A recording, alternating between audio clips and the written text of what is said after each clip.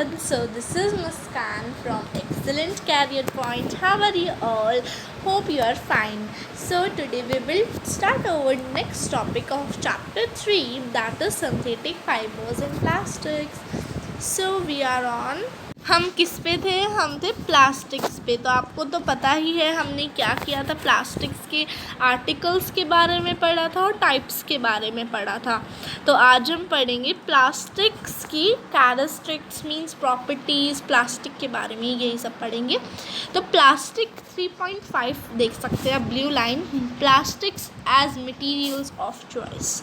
अब जो प्लास्टिक है, चॉइस जो है उसकी मटेरियल्स में, तो वो क्या है, मतलब चॉइस क्या लेना पसंद करते हैं हम लोग। आपको तो पता है और आप फैमिली भी हो कि आप फूड को स्टोर करने के लिए वाटर है, मिल्क, पिकल्स, ड्राई फूड, आप इनको प्लास्टिक कंटेनर्स में ही स्टोर करते हो क्योंकि ये ज़्यादा कन्वीनियंट है। आप ऐसा इसलिए करते हो क्योंकि these are of light weight, lower price, good strength and easy handling. ठीक है, लाइटर है इसलिए, मेटल से लाइटर है, प्लास्टिक्स कार्स में, एयरक्राफ्ट्स में और स्पेस क्राफ्ट्स में भी यूज़ होता है। ये जो मैं आपको बता रही हूँ इसकी लिस्ट जो है एंडलेंस है अगर हम इसको काउंट करना स्टार्ट करेंगे। प्लास्टिक्स की आजकल slippers, furniture, decorative pieces etcetera आते हैं। सो अब हम प्लास्टिक्स की प्रॉपर्टीज़ के बारे में पढ़ेंगे, जो कि है plastic is non reactive. Plastic react नहीं करता, पर किससे? अगर आप अपनी पेरेंट्स और ग्रैंड पेरेंट्स से पूछेंगे कि उनके टाइम में किस तरह की बकेट्स होती थी, सो वो क्या कहेंगे कि मटेरियल्स की होती थी, मेटल्स की होती थी, किस मटेरियल को वो यूज़ करते थे। सो वो आपको तब प्लास्टिक्स के नहीं होते थे, तब मेटल्स होते थे। तो मेटल्स की होती थी, पर अब प्लास्टिक्स की आती हैं। तो इसके एडवांटेजेस क्या होते हैं? क्योंकि ये ड्यूरेबल होती हैं, लाइट होती हैं, स्ट्रॉन्ग होती हैं, आपको तो पता है, और इनको हम किसी भी शेप साइज़ में माउल्ट कर सकते हैं, इसलिए बहुत सारे पर्पसेस में यूज़फुल है। अब प्लास्टिक तो पता ही है मेटल से चीपर है, इसलिए इसको इंडस्ट्रीज़ में, हाउस होल्ड आर्टिकल्स में यूज़ करते हैं। अगर हम नेक्स्ट टॉपिक करते हैं जो कि है प्लास्टिक आ पुअर कंडक्टर्स। प्लास्टिक्स एक पुअर कंडक्टर्स हैं। आपको पता है कि आपने पहले पढ़ा भी है प्रीवियस क्लासेस में कि जो poor conductor of heat and electricity है उसमें प्लास्टिक्स भी आते हैं। इसलिए तो इलेक्ट्रिक वायर्स के ऊपर कवरिंग होती है। आपने देखा होगा, योर फैमिली की जो इलेक्ट्रिकल वायर्स होती हैं उनके ऊपर प्लास्टिक्स की कवरिंग होती है, जिससे कि हम लोगों को शॉक भी ना लगे। और आप फ्राइंग पैन्स देखते हो आपके घर में होते हैं, तो उनके ऊपर भी प्लास्टिक के हैंडल्स होते हैं, because they are poor conductors of heat and electricity both. ठीक है, अगला करते हैं plastics and the environment. Plastics environment से क्या रिलेशन है? अब आपने ये पढ़ा कि भाई प्लास्टिक्स बहुत इम्पॉर्टेंट हैं, यूज़फुल हैं, सारी चीज़ें मार्केट में जाते हो प्लास्टिक्स में रैप होती हैं, पॉलीथीन्स में पैक्ड होती हैं।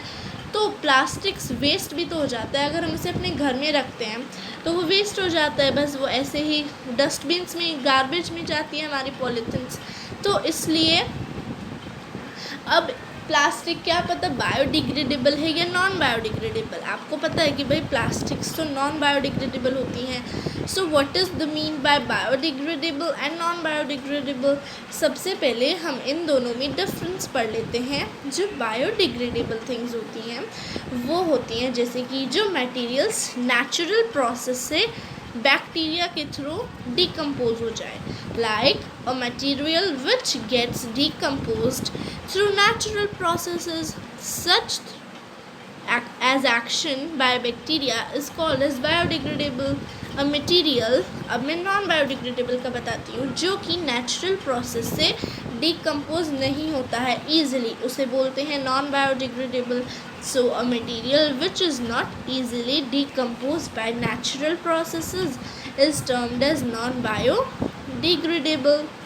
तो अगला टेबल, ये आपको एक टेबल दी गई है, इसमें अब ये आपसे बोल रहा है कि भाई इसमें आपको वेस्ट के टाइप दिए गए हैं, उनको डिकम्पोज यानी कि डिजेनरेट होने में कितना अप्रॉक्सीमेट टाइम लगता है, और यहाँ पे आपको दिया है नेचर ऑफ मटेरियल, मटेरियल है जो उसका नेचर क्या है। तो सबसे पहले peels of vegetable and fruits, vegetable fruits की जो पील्स उतारते हो उसमें वो कितना टाइम लगता है, 1 to 2 weeks, सिर्फ 2 हफ्ते के अंदर, 1 हफ्ते के अंदर जो है वो डिकम्पोज हो जाते हैं और वो बायोडिग्रेडेबल होते हैं। पेपर है बायोडिग्रेडेबल है, इसको डिकम्पोज होने में 10 to 30 days लगते हैं। कॉटन क्लॉथ है बायोडिग्रेडेबल है, इसको डिकम्पोज होने में 2 to 5 months लगते हैं।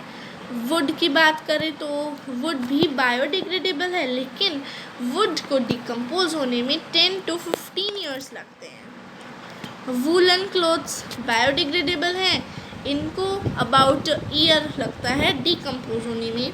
टिन मेटल्स की अगर बात करते हैं तो टिन है जैसे एल्यूमिनियम और other metal cans 100 to 500 years, yes non biodegradable हैं ये, और इसलिए इनको डिकम्पोज होने में 100 से 500 साल लगते हैं। अगर हम प्लास्टिक बैग्स की बात करें तो प्लास्टिक्स को डिकम्पोज होने में सेवरल ईयर्स लगते हैं, क्योंकि नॉन बायोडिग्रेडेबल हैं तो बहुत साल लग जाते हैं इनको डिकम्पोज होने में। इसलिए आपको तो पता लग गया कि भाई प्लास्टिक्स तो सेवरल ईयर्स लेते हैं, इसलिए ये तो इन्वायरमेंट फ्रेंडली नहीं है। इसलिए हमें इन्वायरमेंटल पॉल्यूशन को रोकना है प्लास्टिक्स का यूज़ बंद करके।